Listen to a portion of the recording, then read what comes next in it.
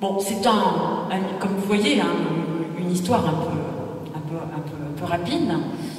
Pour en venir, en fait, au deuxième point que je voudrais développer, c'est cette crainte de la différenciation et comment se joue aujourd'hui l'affirmation, peut se jouer l'affirmation de la différence sexuelle.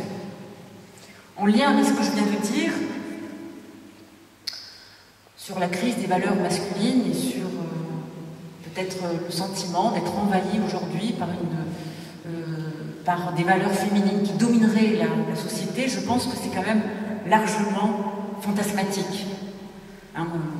La représentation d'une société envahie par des valeurs féminines, fantasmée à travers l'idée d'une société qu'on appelle matriarcale et qui semble inquiéter aujourd'hui nos contemporains.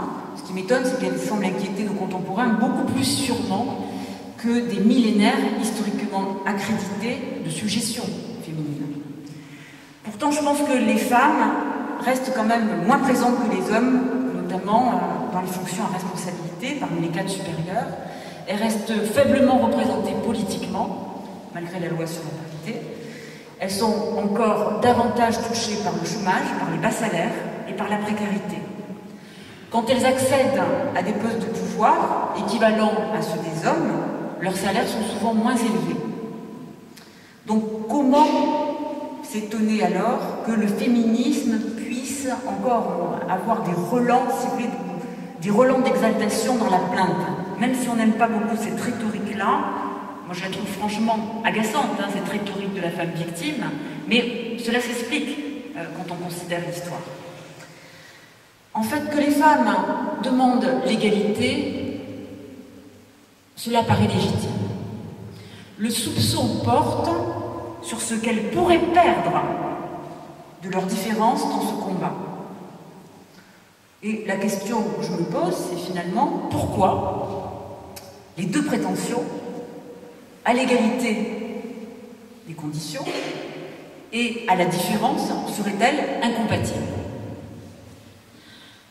Certains ne manquent pas de relever que les femmes, quand elles briguent des hautes fonctions, sont tentées finalement, mais on les comprend là aussi, c'est le seul modèle qu'elles ont, par le modèle masculin, et qu'elles deviennent finalement égoïstes, dures, ambitieuses, dominatrices, comme les hommes.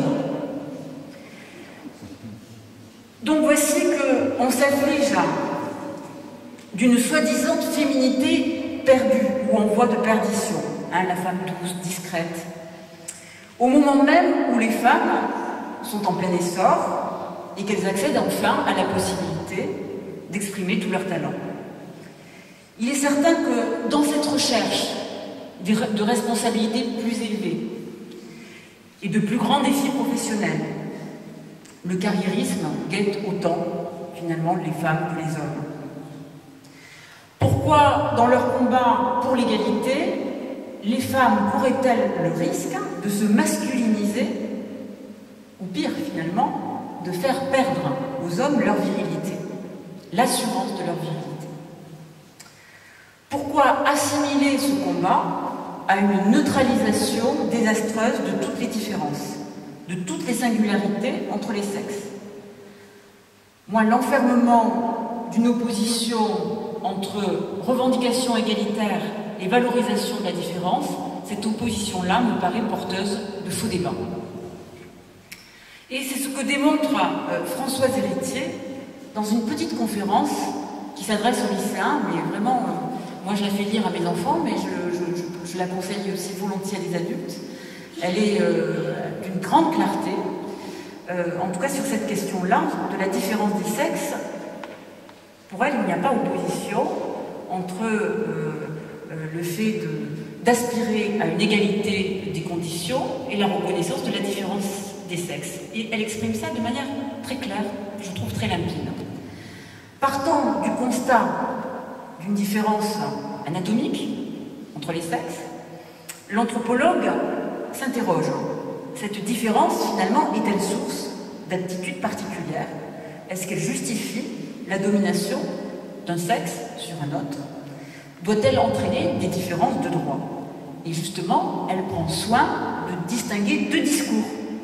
Le discours de l'égalité est celui de la différence. Être différent, selon elle, ne signifie pas, et je crois qu'elle a raison, être inégal. Et voilà,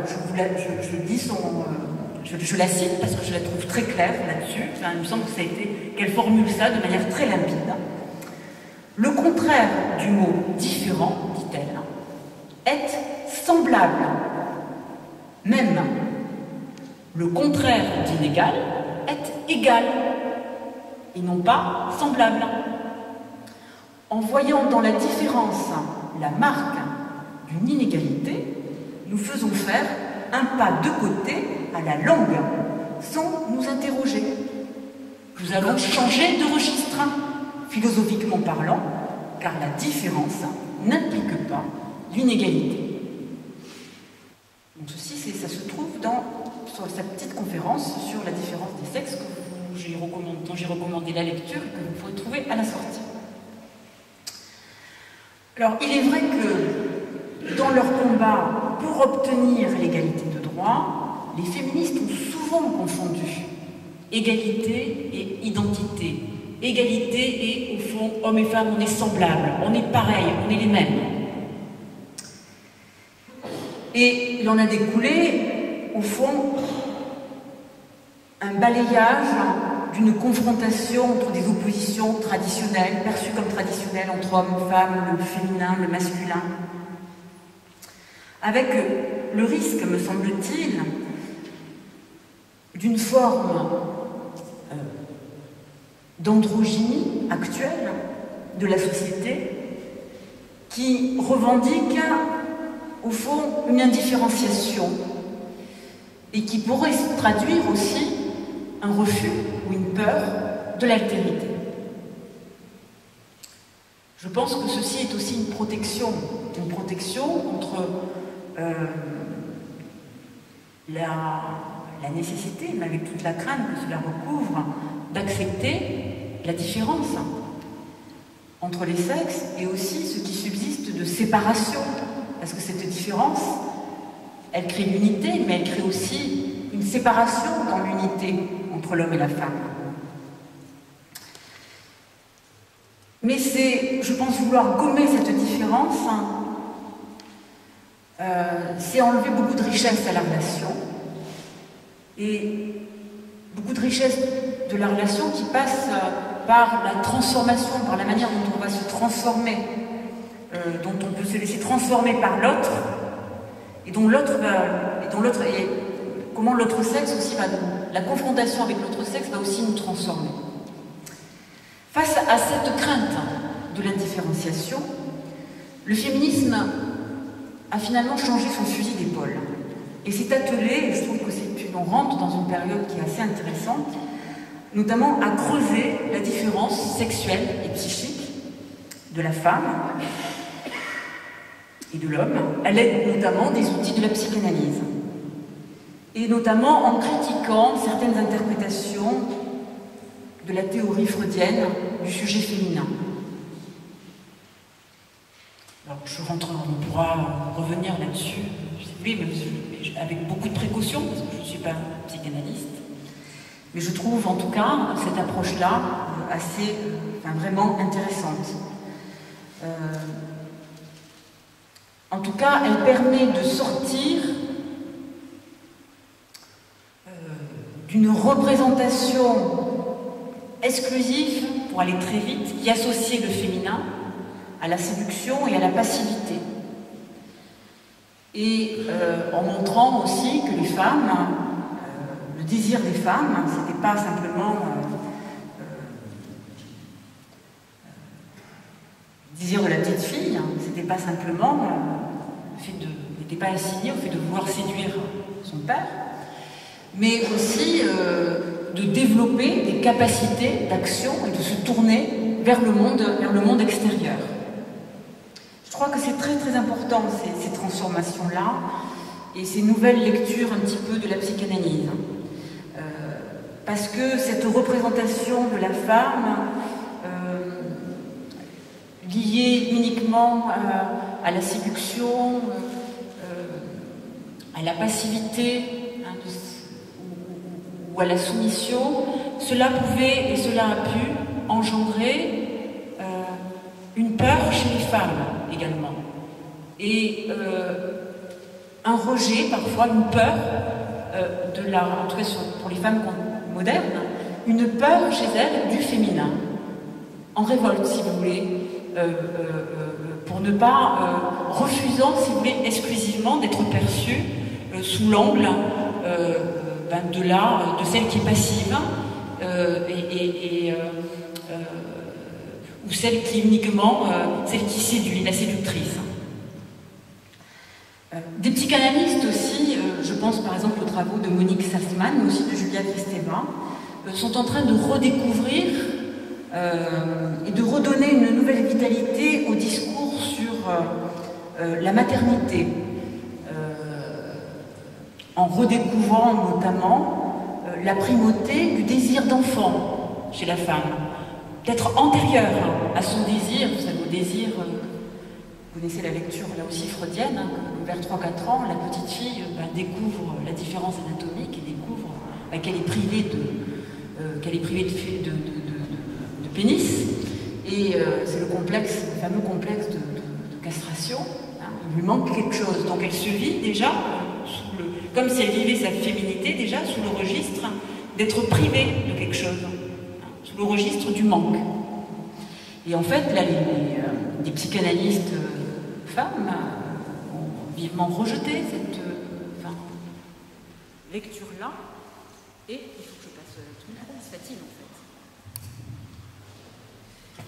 fait. Et notamment, on redécouvre que le désir peut-être d'enfant est bien antérieur au désir de pénis chez la femme. Et sont en train de, ils redonnent notamment aussi tout son poids au discours, à l'importance de la maternité et d'un amour maternel qui chez la femme peut éclipser bien d'autres satisfactions sociales ou érotiques. Donc ce qui est nouveau, c'est que les femmes, dans le troisième acte du féminisme, je dirais, veulent de nouveau être des mères.